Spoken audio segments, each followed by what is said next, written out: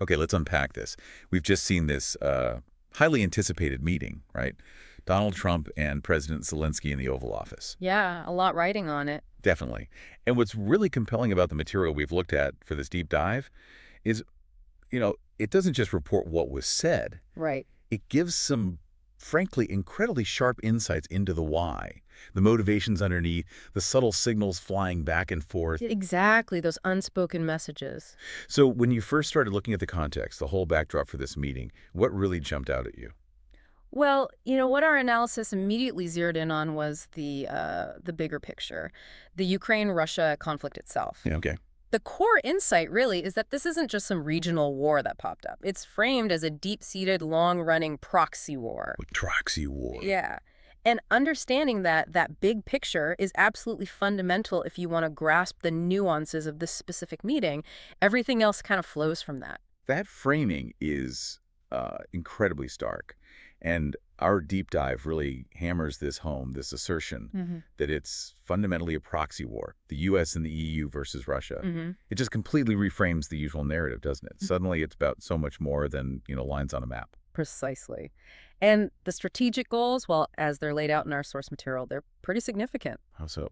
Well, it's not just about Ukraine's borders. The idea is weakening Russia as a nuclear adversary on the world stage. All right. Especially considering its alliances. Exactly, with North Korea, with China.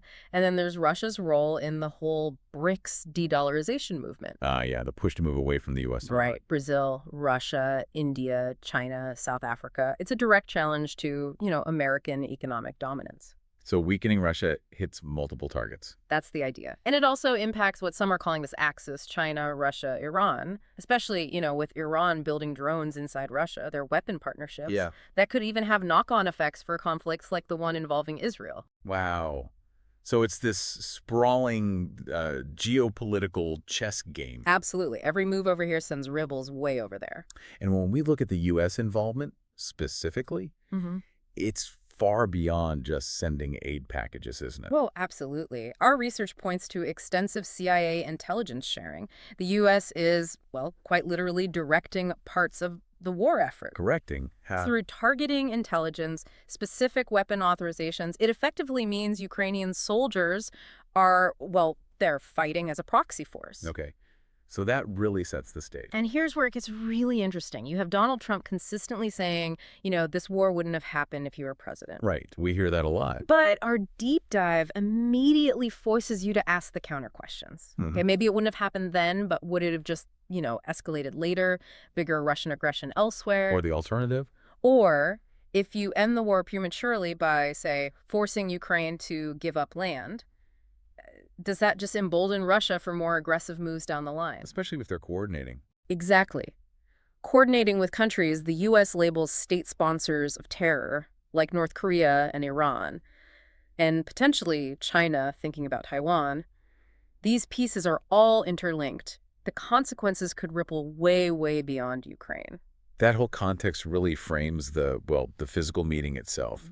Our analysis picked up on how even Zelensky's arrival had these subtle, telling clues. Oh, yeah. Like what? He showed up in a suit, but interestingly, no tie. A small detail, but maybe significant. And then that moment, that really sharp exchange with J.D. Vance asking, have you said thank you once? Oof. Yeah, that sets a tone. It immediately established a certain, let's just say, tense atmosphere. And what's clear from our deep dive is Trump's readiness to use intelligence sharing as, well, pretty powerful lever. You saw that before, right? We did. That actual week-long pause after the February 28th meeting. And now that threat is back on the table as a direct negotiation tool. So he's sending a message. It feels like Trump's way of emphatically signaling, look, this is a U.S., Russia, Ukraine thing, kind of pushing the broader European concerns to the side, in his view. And the protocol, the sort of diplomatic body language, seems to back that up. How so? Well, traditionally, Trump's chief of protocol, Monica Crowley, she would greet European leaders. Okay. But here, Trump himself met Putin directly on Friday. Then he met Zelensky directly. So skipping the intermediary for the key players. Exactly. It sends a very clear message about where Trump's focus is.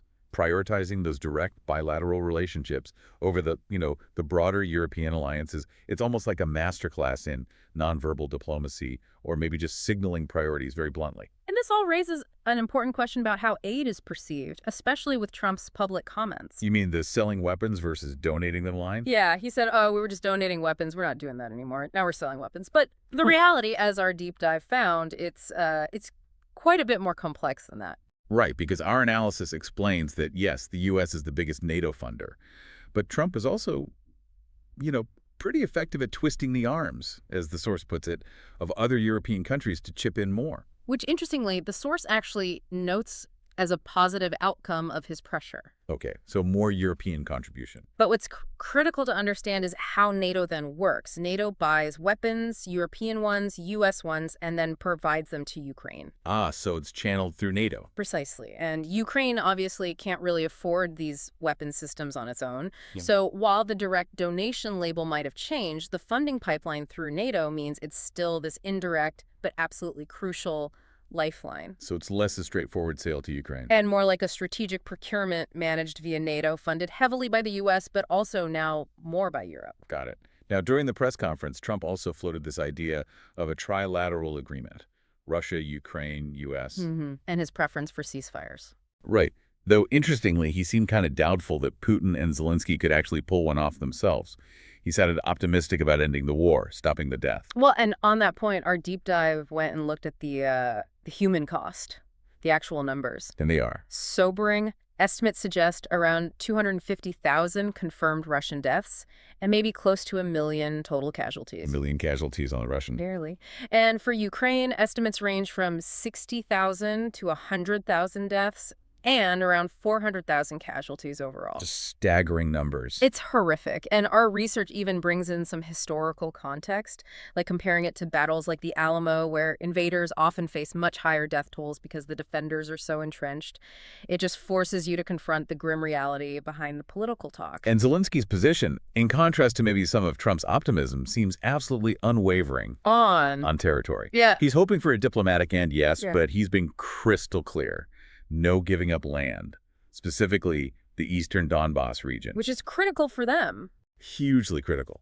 Our analysis highlights its importance for Ukraine's energy production, its whole economic stability. Losing Donbas would basically cripple their economy. It turns a land dispute into something existential for Ukraine. And that's precisely where the European concerns really ramp up. Because they see a bigger threat. Their fear isn't just about energy access. They worry Putin sees Donbas or any land gained as a potential launch pad. The launch pad for what? To attack other countries later, maybe Finland, maybe Poland. There's this real anxiety that if Trump gets sort of manipulated into thinking Putin only wants the energy resources. It could just be the first step. Exactly. Paving the way for a much bigger conflict down the road. And while all this high-stakes diplomacy is happening in D.C., our deep dive shows there's another battle raging. The information war. Yeah, the perception game. Our material talks about the Putin propaganda machine, specifically pointing to this social media video doing the rounds. What video is that? It's an old Soviet-era armored personnel carrier, a GAZ-71, kind of a symbol of Russian resilience now, apparently. Yeah. But it's shown, bizarrely, with both U.S. and Russian flags on it. Huh. What's the message there? The suggestion, according to the analysis, is that Russia's narrative is Putin is somehow steamrolling Trump, or maybe that Trump's statements are perfectly aligned with what Moscow wants to hear. Yeah, that narrative coming from the Russian side is definitely a key takeaway we found. They want to project that Trump is saying exactly what Putin wants. And that sanctions are softening. Right, that those aggressive secondary sanctions are being walked back. It reinforces a perception that, really benefits Putin internationally. It also sounds like Trump went off script a bit during the presser. Oh, yeah. There were tangents. Like what? Well, a joking comment about stopping elections during wartime. Which, of course, immediately plugs into all the ongoing drama about him potentially staying in office. Right. And then he apparently went on a bit of a rant about mail-in ballots. That again. And on that specific claim, our deep dive did a fact check. Turns out, countries like Germany, Canada, the UK, Switzerland, Australia, they all use mail-in ballots successfully. So factually incorrect. Seems so. The analysis suggests this isn't really about the facts for Trump. It's more of a strategic narrative for his base, keeping those arguments alive. He even floated drop-off ballots as maybe a compromise. It's political messaging mostly. Okay. Shifting back to the core issues, the talks also covered troops and security guarantees. That sounds significant. Very significant. We saw mentions of possibly having U.S. troops act as a kind of second line of defense. Or U.S. troops operating within NATO structures. Something like that. It's an incredibly delicate balance, this part. Maybe one of the most crucial points from our whole deep dive. Because Russia is so against Ukraine and NATO. Adamantly opposed. Yeah. But our research shows intense talks happening around these security guarantees. The idea is to offer Ukraine something like NATO-level protection without full membership. How would that even work? They're even exploring extending Article 5 protection. Wow. Article 5, the Collective Defense Clause. Exactly. An attack on one is an attack on all. Applying that to Ukraine, even outside full membership, it's a huge deal. And this is why the Europeans are so deeply involved. They want to prevent. They want to make sure Zelensky isn't pressured into making concessions, land swaps, or anything else that could ultimately jeopardize the sovereignty of other European nations down the line. Like the Italian PM said. No easy solutions. That sums it up pretty well. And Zelensky's own plea during all this. It was apparently very direct, almost desperate. We need everything. Troops, weapons, a strong army, training, intelligence, just everything. And the final piece, noted in our dive.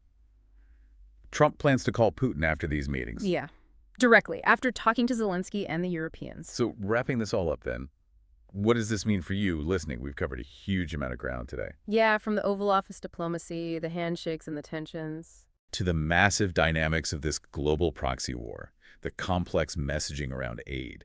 Our deep dive really helped us peel back the layers, didn't it, beyond the headlines? It did. And the overall outlook distilled from the material we reviewed is, well, despite some optimistic talk, a deal might not happen easily.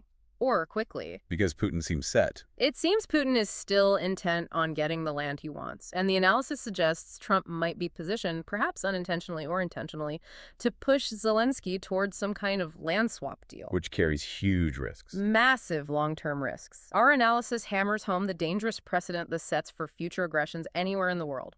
You immediately think of Taiwan, right? And its critical role. In producing 90% of the world's advanced semiconductors, the stakes are incredibly high. Which really brings us to a final important question for you, our listener. Given this incredibly complex web of motivations,